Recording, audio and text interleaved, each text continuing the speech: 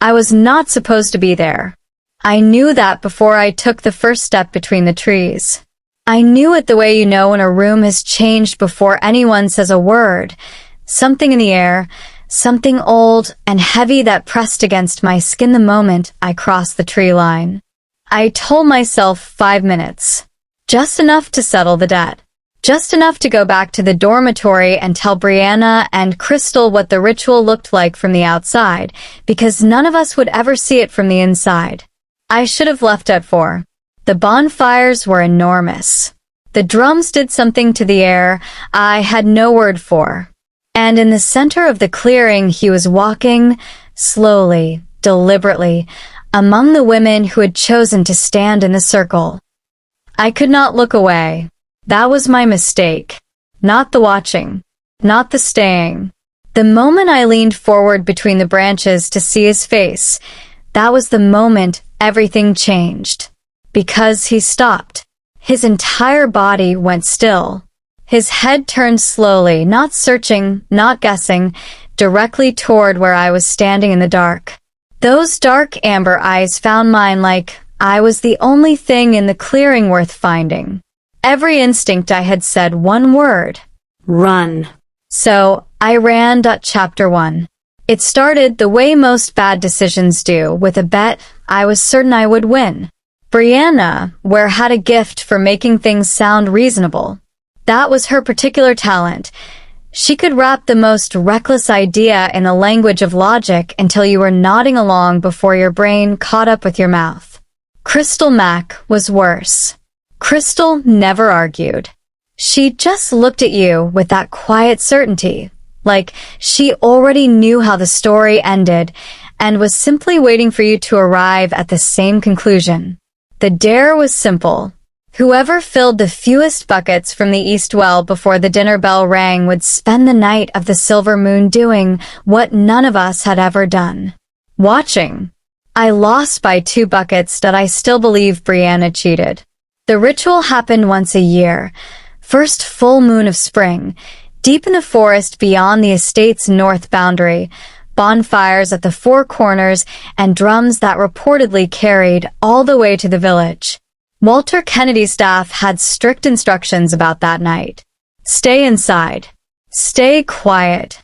The forest was not for us, which made it, naturally, the only place any of us wanted to be.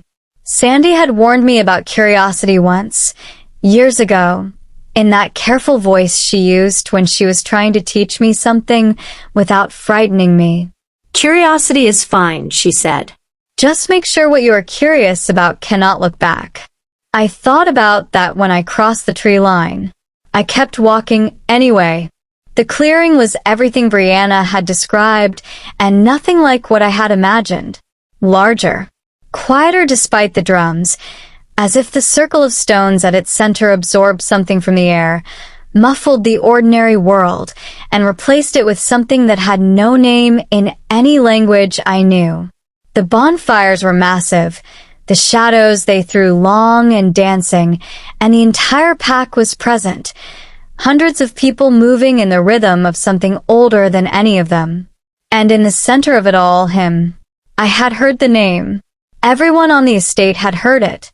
Alpha King Frances Gutierrez of the Northern Pack arrived 2 days from now for a meeting with Kennedy that the senior staff spoke about in lowered voices. I had filed the name away the way I filed away most things that had nothing to do with me. Nothing about what I was seeing had been filed away. He was walking slowly among the women standing in the ritual circle, each step deliberate, his body carrying that particular stillness that belongs to people who have never needed to perform authority because it simply exists in them. His back was to me. I could see the set of his shoulders, the controlled economy of every movement, the way the firelight caught the dark of his hair. It isn't the man who decides, Brianna had said during the dare. It's the wolf. I should have remembered that warning. Instead, I leaned forward between the branches, just slightly, just enough to see his face when he turned, and in that exact moment, he stopped. Not slowly, not with hesitation. He stopped the way a blade stops when it finds bone. Every muscle in his body went rigid. His head tilted, just slightly, like an animal reading the air. The drums kept beating. The pack kept moving. But he was completely still. Then he turned, directly toward me. And those dark amber eyes found mine through the dark and the distance, like there was nothing between us at all. I ran. I didn't stop until the bonfires were gone behind me, and the only sound left was my own breath and the pounding of my heart telling me that something had just changed, and that running would not be enough to undo it. Chapter 2. Frances Gutierrez had never abandoned a ritual. Not in 9 years of leading the Northern Pack. Not through border disputes, not through council pressure, not through the 11 campaigns that had shaped him from a young alpha into the kind of leader men followed without being asked twice. He had walked into every ceremony, every obligation, every duty his title required, and he had never once let the wolf lead where the man was supposed to walk first. Until tonight. The moment she ran, something inside him detonated. It was not a sound. It was not a sight. It was a scent. One single thread carried on the night air from the tree line, threading through the smoke of the bonfires and the press of hundreds of bodies and landing in his chest like something that had been aimed. His wolf recognized it before his mind had any chance to form a question. Mine. The word arrived with a certainty that left no room for argument. He took 2 steps toward the forest before Johnny Maldonado was in front of him.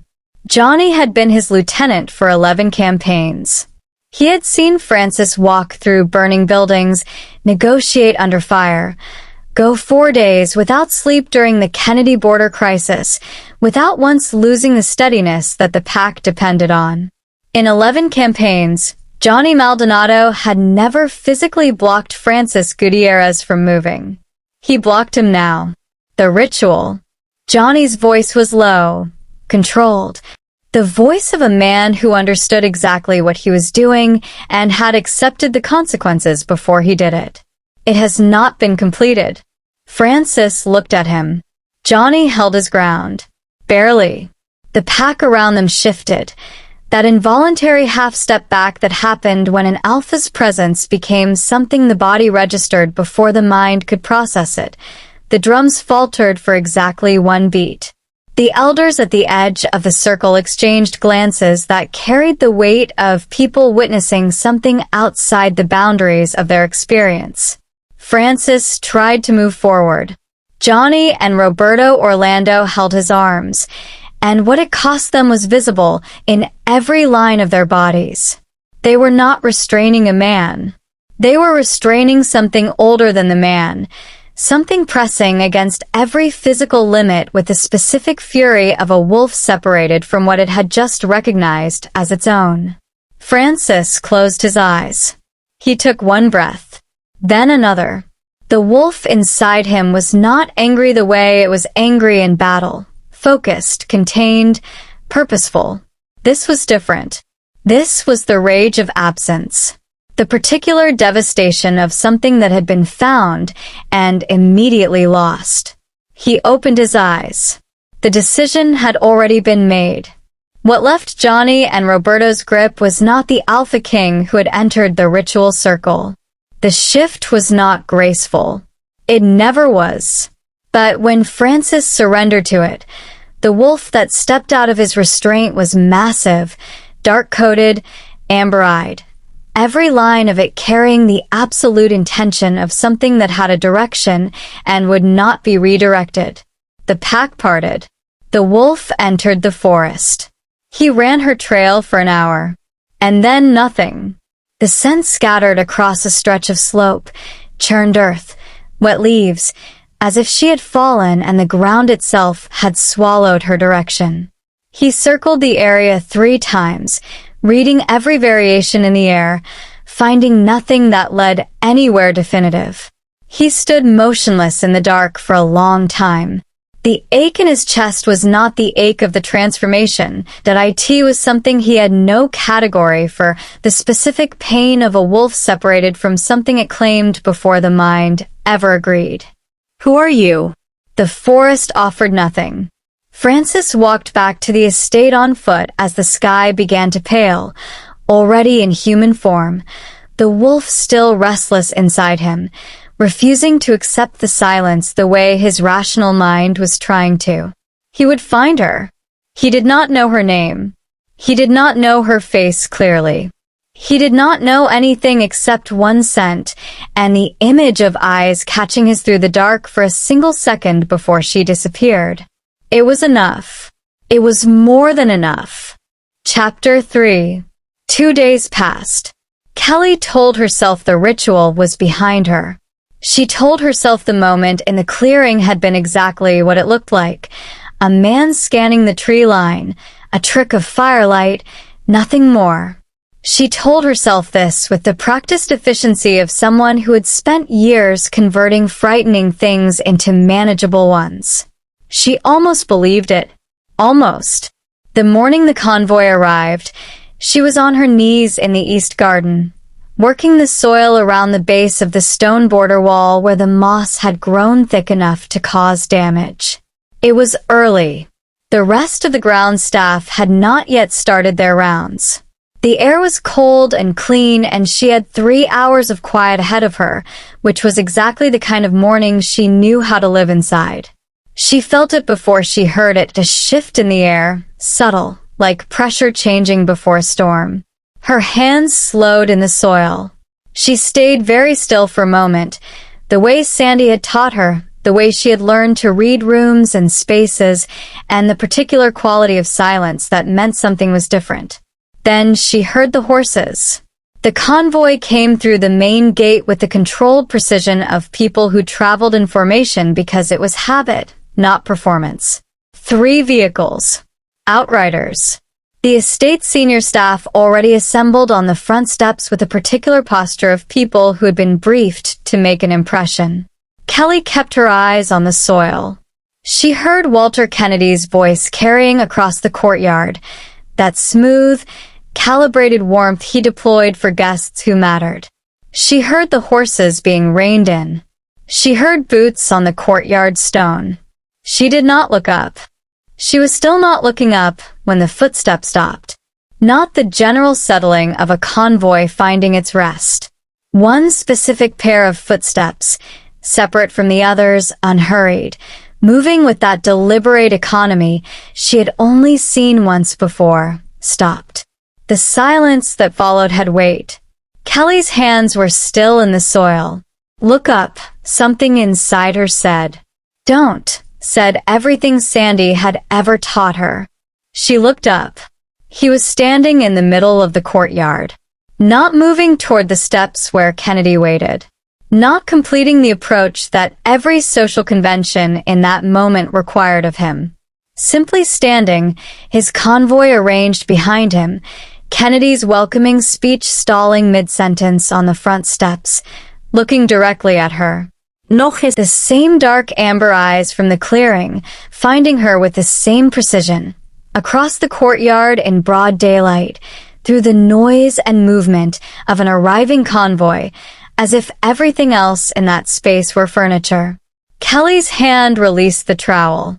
It hit the stone border, with a sound that was far too loud for what it was. She dropped her eyes immediately, reached for the trowel, pressed it back into her grip, focused on the moss, the soil, the wall, anything with a surface she could look at that was not him. From the steps, Kennedy's voice resumed its welcome. She heard the footsteps start again, moving toward the stairs, toward the formal greeting, toward all the things an Alpha King was supposed to do when he arrived at an estate. She exhaled. Then, low enough that it should not have carried across that distance, a voice said, I know exactly who you are. To her. Only her. Kelly did not move for a full 10 seconds. Chapter 4. The dining hall in Walter Kennedy's estate was the kind of room that knew what it was. High ceilings. dark oak table running the full length of the space. Candelabras casting light that was warm enough to flatter and precise enough to reveal. Every surface in that room had been chosen to communicate something: wealth, taste, permanence, and it did all three without apology. Kelly had served in that room dozens of times. She had never once wished she were invisible in it the way she wished it tonight. She stood near the sideboard with a wine pitcher in both hands, beside Amy Ramsey's assistant and one of the junior staff, and she worked very hard at looking exactly like what everyone in that room needed her to be. Background. Functional. Part of the setting. It worked until he walked in. Frances entered last. Kennedy was already seated, his composure flawless, his smile calibrated to the occasion. The conversation adjusted when Frances crossed the room, not because anyone called for quiet, but because his presence did something to the air that required no announcement. He moved to the chair at Kennedy's right, exchanged a word with Johnny Maldonado at his shoulder, and settled in with the ease of a man who had spent his life at tables that tried to own him and had never once been owned. Before he sat, his eyes swept the room. They found her in under 2 seconds. Kelly looked at the pitcher. The dinner began. Kennedy steered the conversation through safe territory: roads, harvests, the northern border conditions, the kind of subjects that allowed everyone to speak without saying anything that mattered. He was skilled at it. Kelly had watched him work rooms for 3 years, and she understood the mechanics. Every redirect, every well-placed laugh, every moment of apparent openness that was actually a door being quietly closed. Frances answered everything with the economy of a man who knew exactly which questions were real and which were architecture.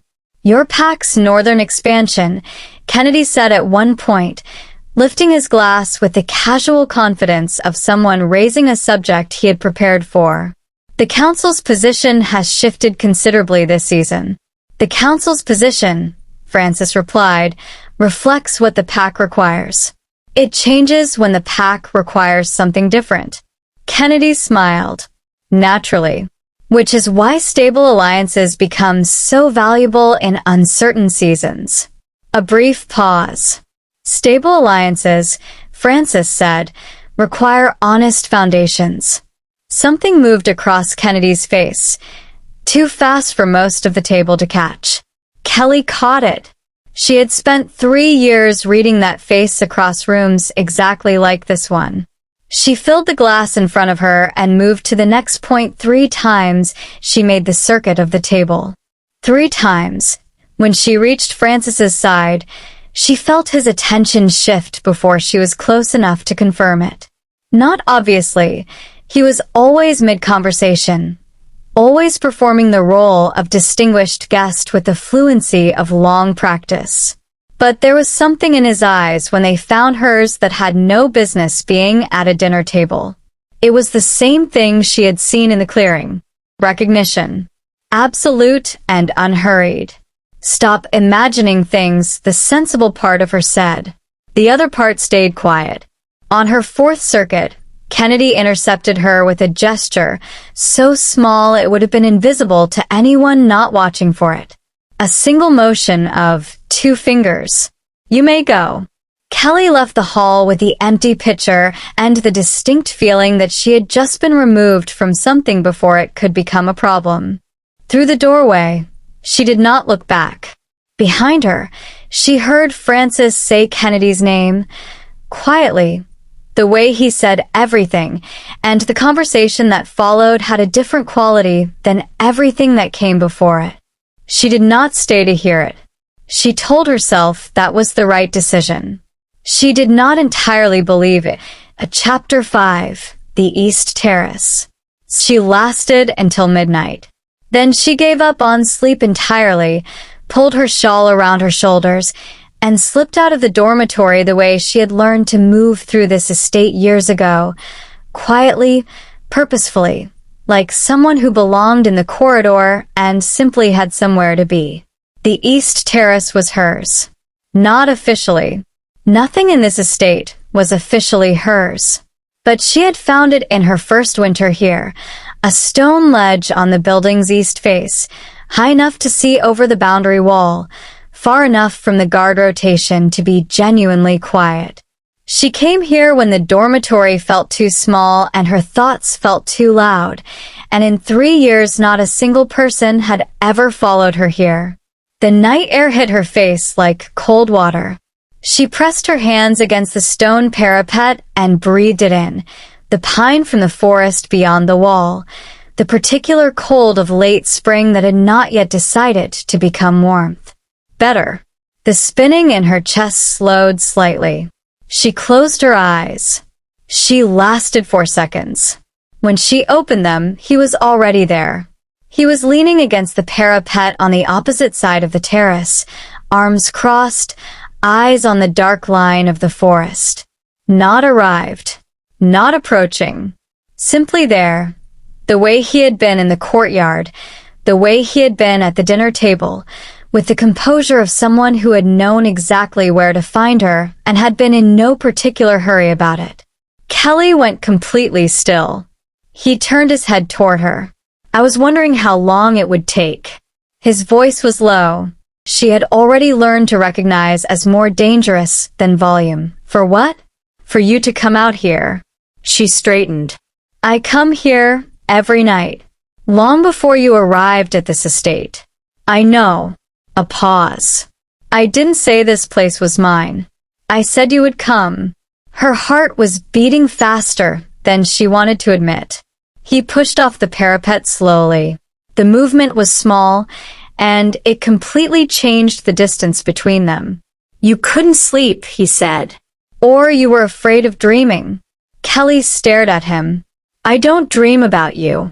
The look that crossed his face was brief and certain. The look of a man who has just received the confirmation he expected. My wolf stopped the entire ritual, he said. The moment it found your scent in those trees, everything else stopped existing. He took one step. That has never happened. Not once. Not in 9 years. You're mistaken about what you found, and I'm not. Another step. Now only an arm's length separated them. The cold air between them felt warmer than it should have. I spent 2 days trying to be rational about this. The council, the arrangement with Kennedy, the politics that brought me here. His eyes stayed on hers. None of it worked. There is an arrangement, Kelly said. You came here for Kennedy's alliance. That is what matters. I came here to end it. She went still. Why? He looked at her with that unhurried precision that made every nerve in her body register his presence before her mind could construct a defense. You know why. I am staff, Kelly said. I work the grounds. I am not a wolf. Whatever you think your wolf recognized, it made a mistake. I am not who you are looking for. Frances studied her for a long moment. Then he took the final step. The warmth of him was immediate and entirely unfair. Kelly, he said. She went still. How do you know my name? I asked, he said simply. After the courtyard. I asked Johnny who you were. His eyes did not leave hers. You are my wolf's mate. I am certain of it. And I think some part of you already knows that. The wind moved across the terrace, lifting the edge of her shawl. The arrangement with Kennedy, she said, her voice steady through effort. Your council expects. My council, he said quietly, does not decide what my wolf recognizes. His hand rose slowly, and before she could step back, his fingers found her jaw. Not gripping, just resting. The lightest possible contact that somehow managed to be the most present thing she had ever felt. Her breath stopped. You ran from me once, he said. In the clearing. She didn't answer. You ran from me in the courtyard. Still nothing. His thumb moved, just slightly, along the line of her jaw. Are you going to run from me now? Every wall she had ever built said yes. Her feet didn't move.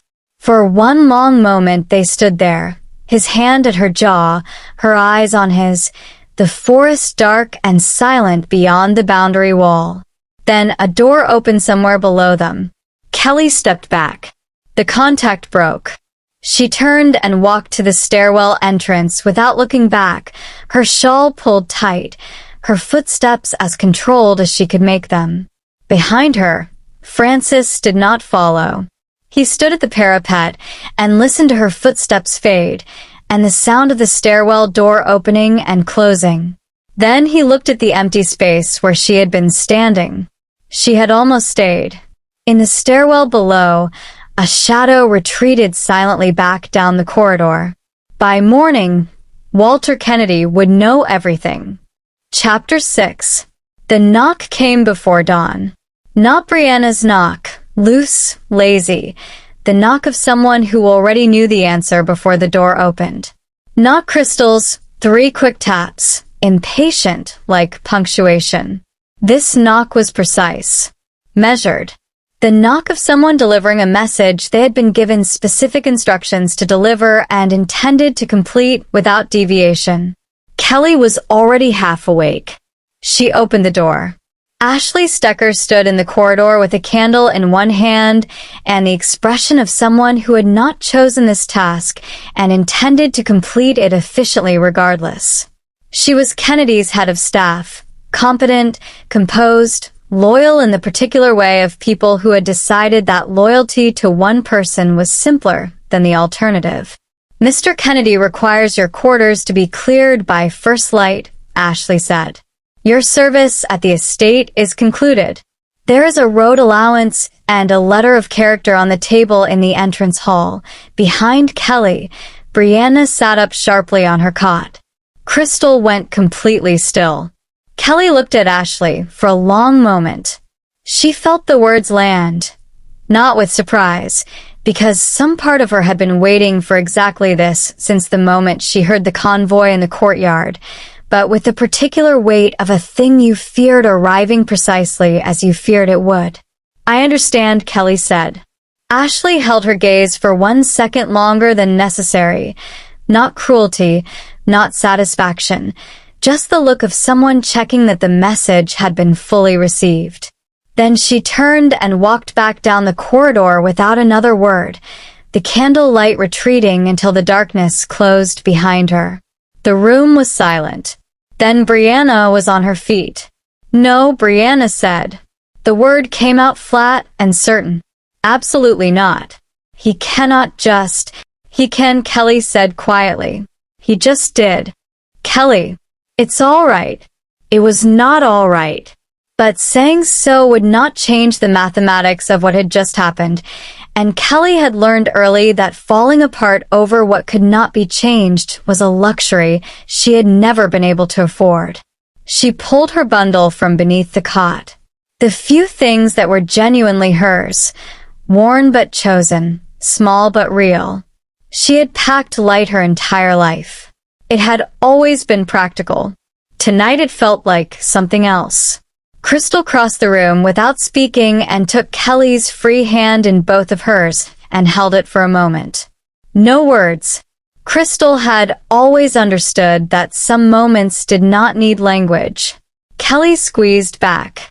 Then she looked up and found Joseph L. Alvarez standing in the doorway. He was one of the senior estate guards, quiet, methodical, a man who had worked these grounds for longer than Kelly had been alive.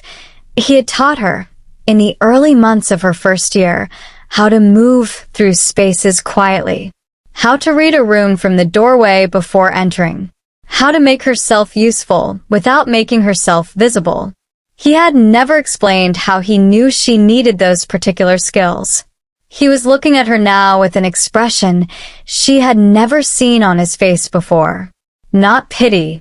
Something heavier and more complicated than pity.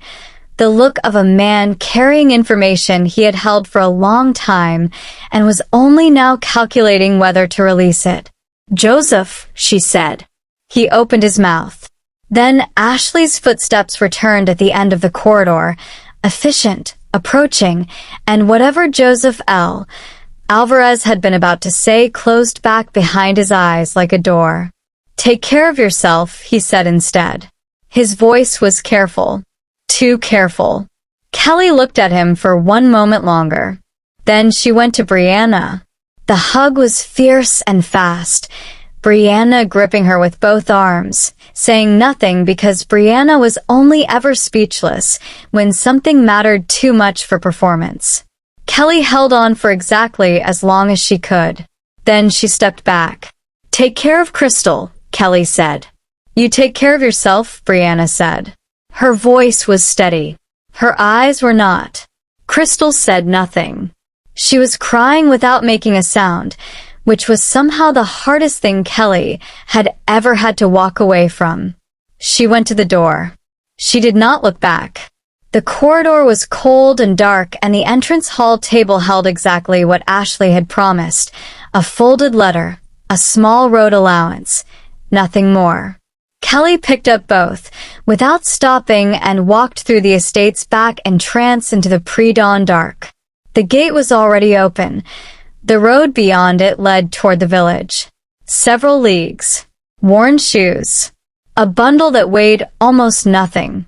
"You have no family," a voice said in her memory. Not Sandy's voice. Kennedy's. In a conversation she had overheard once through a door she should not have been standing near. No name that matters. No one who will ask where she is if she is simply no longer here. She had known that was true. Hearing it had still cost her something. She tightened her grip on the bundle and kept walking. Behind her, in the corridor she had just left, Joseph L. Alvarez stood alone outside the empty dormitory room and looked at the space where she had been standing. His jaw was tight. His hands were loose at his sides. And the thing he had not said sat in his chest with a particular weight of words that had been held too long and were beginning to cost more than silence was worth. Chapter 7. Frances woke before dawn and knew immediately. It was not a sound, not a movement. It was absence, the specific quality of air from which something has been removed, the way a room feels different when a candle has been blown out even before you open your eyes and confirm the dark. His wolf was on its feet before he was. He pulled on his tunic and crossed the room in 4 strides, already reading the corridor before he reached it, testing the air the way he did on a battlefield, methodically, without urgency, because urgency was what you performed when you had already lost control of the situation, and he had not lost control of anything yet. He reached the courtyard in under 2 minutes.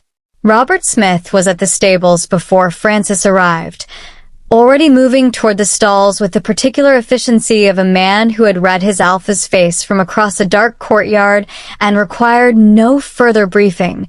"The road east," Frances said. Robert Smith asked no questions. He never did. The horse was saddled in 4 minutes. Frances mounted without breaking stride and cleared the estate gate as the sky at the horizon was beginning its first gray suggestion of morning. Not light yet, just the memory of it, the world reminding itself that darkness was not permanent. Her trail was faint, but it was there. That particular thread he had memorized since the night in the clearing, unmistakable beneath the wet earth and pine and cold road dust, moving east on foot, alone, at the pace of someone who had decided on a direction and intended to hold it regardless of what it cost. She had a head start. It was not enough. He found her 20 minutes out from the estate. She was in the middle of the road, bundle tucked against her chest, shawl pulled tight against the pre-dawn cold, her worn shoes moving at a pace that was not quite urgent and not quite resigned, but somewhere between the two. The particular walk of someone who has made a decision and is executing it before they can think too carefully about what it means. She heard the horse before she saw it. She stopped. She did not turn around immediately. She stood perfectly still in the middle of the road for a long moment, and even from behind, even in the gray pre-dawn dark, he could read everything in the set of her shoulders. The recognition, the conflict, the specific exhaustion of someone who had spent their entire life running and was beginning to understand that their legs were tired. Frances dismounted. He walked toward her with the same deliberate calm he brought to everything, unhurried, no performance of urgency, closing the distance between them at the pace of someone who had already decided how this ended and saw no reason to rush the arrival. She turned when he was 10 feet away.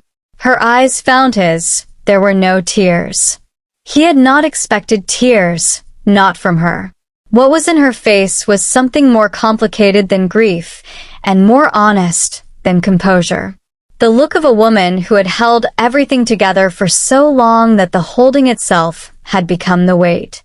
"You always run," he said. Not an accusation, not harsh, just the quiet statement of a man naming the only pattern he had observed consistently since the night of the ritual. Kelly looked at him for a long moment. "I was removed," she said. "I didn't run." Kennedy. Not a question. She didn't answer. She didn't need to. Frances looked at her in the gray morning light, the bundle in her arms, the worn shoes, the road that led to a village with nothing specific waiting in it, and something in his chest tightened with a precision that had nothing to do with strategy or politics. "Where are you going?" He said. "The village. There will be work. There will be work," he repeated quietly. "You were removed from your home in the middle of the night, and your plan is to find work in a village. It is a practical plan." Kelly. The way he said her name did the thing it always did, cut through every reasonable argument she was constructing and landed somewhere underneath them. She looked down at the road. "I am not a wolf. I cannot be what your wolf thinks I am. And being near you, it puts people I care about at risk." A breath. "Brianna is still in that estate. Crystal is still in that estate. If Kennedy decides that my association with you is a problem he needs to solve completely, he won't. You don't know that." "I know," Frances said, "exactly what Walter Kennedy will and will not do after the conversation I intend to have with him this morning. That I know because I have been having conversations like that one for 9 years, and I have never once left one with the outcome unresolved."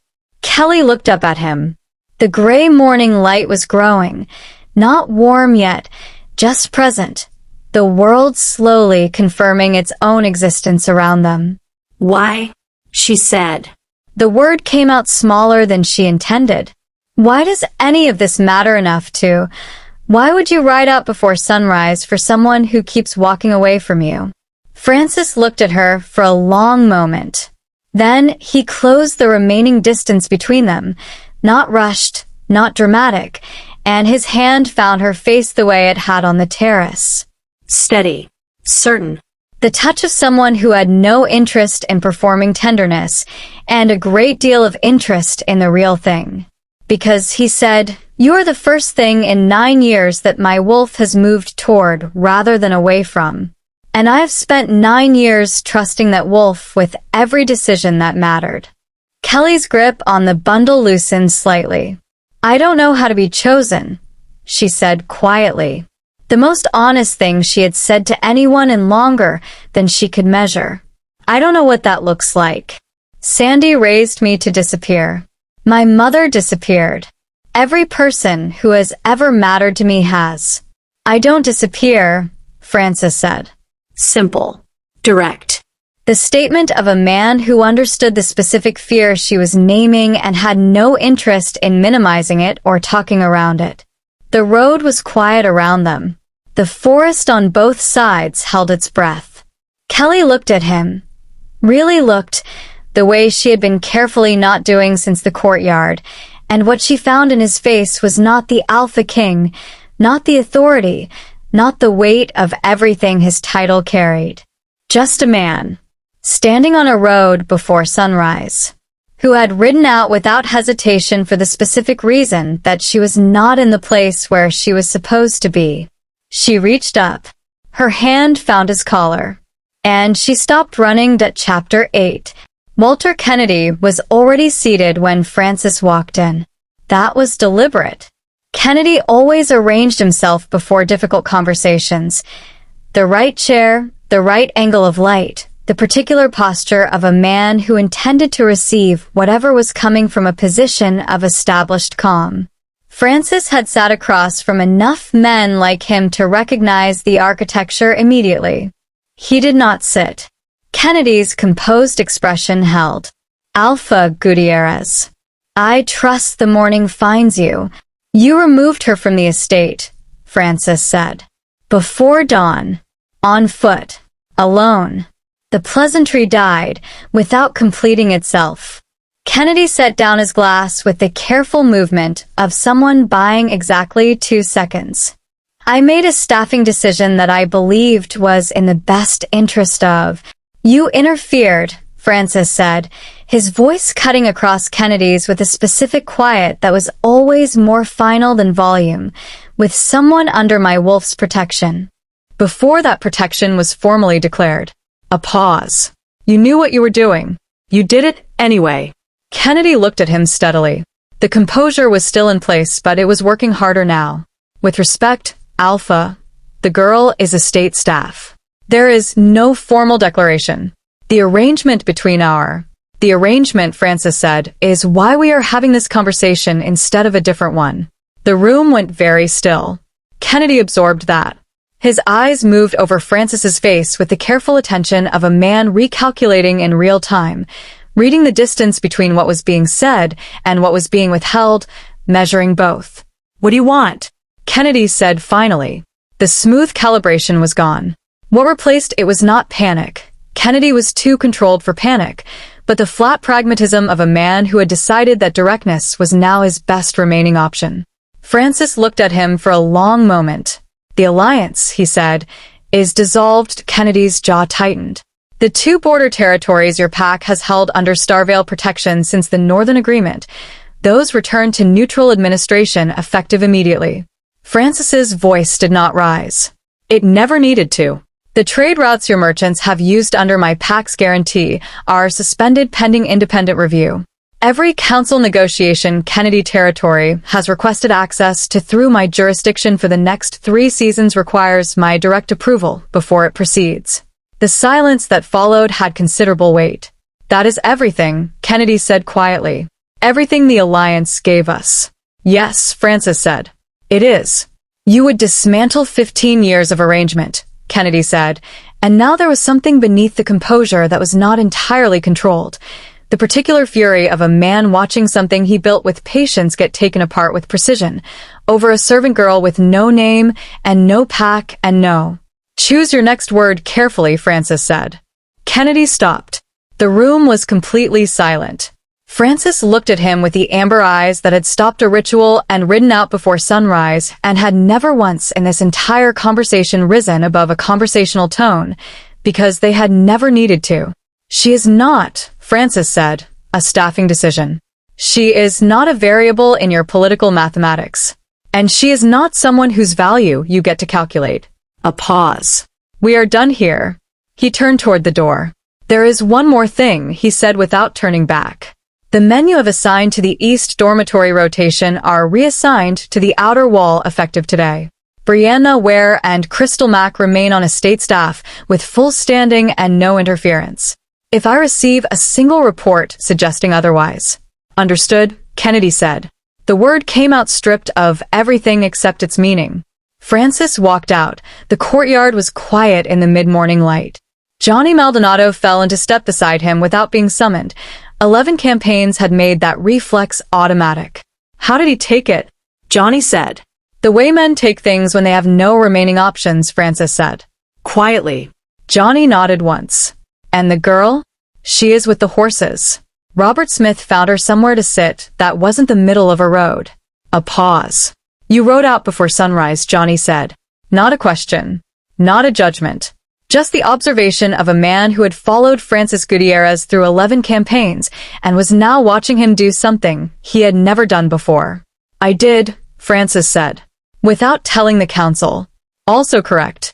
Johnny was quiet for a moment. Then Roberto is going to have opinions. Roberto, Frances said, always has opinions. The courtyard was quiet in the mid-morning light. Johnny Maldonado fell into step beside him without being summoned. 11 campaigns had made that reflex automatic. How did he take it? Johnny said. The way men take things when they have no remaining options, Frances said. Quietly. Johnny nodded once. And the girl? She is with the horses. Robert Smith found her somewhere to sit that wasn't the middle of a road. A pause. You rode out before sunrise, Johnny said. Not a question. Not a judgment. Just the observation of a man who had followed Frances Gutierrez through 11 campaigns and was now watching him do something he had never done before. I did, Frances said. Without telling the council. Also correct. Johnny was quiet for a moment. Then, Roberto is going to have opinions. Roberto, Frances said, always has opinions. They crossed the courtyard. Ahead, near the stable entrance, Kelly was sitting on a low stone wall with Robert Smith's jacket around her shoulders, her bundle on the ground beside her, her eyes on the middle distance with the focused stillness of someone running calculations that had not yet resolved. She looked up when Frances approached. He sat beside her on the wall, without preamble. For a moment neither of them spoke. Brianna and Crystal, Kelly said. Remain on staff. Full standing. Kennedy won't touch them. She absorbed that. Something in her shoulders changed. Not dramatic, just a quiet release of something she had been holding since before dawn. And the alliance? She said. Gone. She turned to look at him. You dissolved 15 years of arrangement. Yes. Because of me. Because Frances said of what he did. There is a difference. He looked at her steadily. Kennedy made a calculation. He decided you were removable. He was wrong, and the consequences of being wrong about that are his to carry. Kelly looked at him for a long moment. I want to bring them with me, she said quietly. Brianna and Crystal. When we leave, I want them close. Frances looked at her. The first time she had said when we leave instead of every variation of I cannot go, and something settled in his chest with the solidity of something finding where it belonged. Done, he said simply. Kelly blinked. Just like that. I told you, he said, that you would have everything you wanted. Exactly the way you wanted it. She looked at him for a moment with the expression of someone receiving something they had not been given enough practice receiving. Not suspicion, not deflection, just the slightly unsteady look of a woman realizing that what she had been afraid of wanting was already being handed to her before she finished asking. Frances, she said. Kelly. When you say things like that, she said, her voice attempting dryness and not entirely succeeding, it becomes very difficult to keep pretending I don't. I know, he said. The corner of his mouth moved. She looked away first. But she was smiling when she did at Chapter 9. The mating ceremony in Frances's territory happened on the third night. No crowd.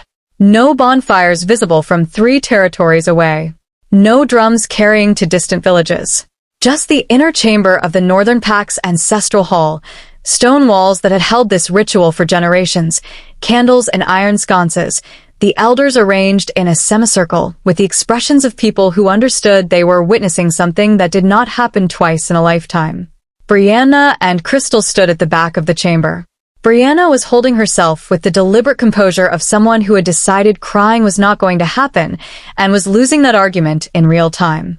Crystal had already accepted the tears and was simply letting them exist without commentary, which was the most Crystal thing Kelly had ever seen. Frances stood before her. His eyes found hers the moment she entered the chamber, the way they always found her, without searching, without hesitation, with that absolute precision that had stopped feeling frightening and started feeling like the only reliable thing in the world. Are you going to run? He said, low. Only for her. The corner of her mouth moved. Not this time. The eldest elder, a woman named Amy Ramsey, white-haired and precise, with eyes that seemed to measure things invisible to everyone else in the room, began to speak. The language was old. Kelly did not know all of it, but the weight of every syllable reached her bones in a way that needed no translation. When the words ended, Frances lifted his hand and moved her hair slowly from her shoulder. His eyes met hers. She nodded. The bite came like a wave, starting at the point of contact and radiating outward through her chest, her arms, her spine, all the way to her fingertips, as if every part of her were being rewritten from the inside in ink that had not existed before that moment. And inside the pain, a bond. Tangible. Real. A thread of warmth establishing itself between her and Frances with the solidity of something that had been waiting to exist for far longer than either of them had been alive. She felt his wolf. Her legs gave out. His arms were already there. "I've got you," he said. His voice close. His warmth everywhere. She let the darkness come. She woke to morning light and the awareness that something was different. Not visibly, not obviously, but present, a new clarity in the air around her, the sound of footsteps in the corridor outside carrying with a precision that was slightly more than it should have been, the warmth of the bond in her chest pulsing soft and steady like a second heartbeat that had always been there and had only now learned to speak. Frances was in the chair beside the bed, not asleep, just there, elbows on his knees, eyes on her face. The expression of a man who had stayed awake the entire night and found nothing in that choice worth regretting. How long? She asked. All night. She touched her shoulder. The mark was already healed, closed fast, clean, permanent. She looked at him. Something is different. Yes, he said. I felt it too. The council chamber was full when Frances arrived the following morning. Amy Ramsey was already standing. That alone told him everything about the weight of what was coming. Amy Ramsey did not stand for routine reports. She stood when something had shifted in the foundations of what everyone in the room believed to be true. Your Majesty. Her voice was measured, careful. The elders spent the night analyzing the ritual. Roberto Orlando leaned slightly forward. The bond itself was expected. The intensity of her response was not. He paused. The speed of the mark's healing. The clarity of the aura she left in the chamber. The way the bond registered in every elder present simultaneously, not just the officiating pair. Amy Ramsey looked at Frances directly. We believe she carries dormant wolf blood. The room went quiet. Someone with shifter lineage, Amy continued, who never awakened. The aura she carries is not human, Your Majesty. It never was. A pause. And there is something else. Frances looked at her. You are stronger this morning, Amy said. Every elder in this room felt it the moment you entered. The alpha aura, denser, more present, more complete. She held his gaze. She did not simply bond with you. She completed something that was already there. You became more fully yourself because of her. The room held its silence. Investigate her origins, Frances said. Who her parents were. How she came to Kennedy's estate. Everything. He looked at Amy Ramsey. And you come to me first. Before anyone else. Amy nodded. We have already begun. And Your Majesty, what we have found so far suggests that Kelly Sherrill's mother did not disappear. Frances went still. She was removed, Amy said, by the same network of political arrangements that has been quietly managing pack alliances for a generation. Her bloodline was considered. Dangerous is the word that appears in the oldest records to the people who needed the current power structure to remain exactly as it was. The silence in the chamber was absolute. Kelly was hidden to protect her, Amy said.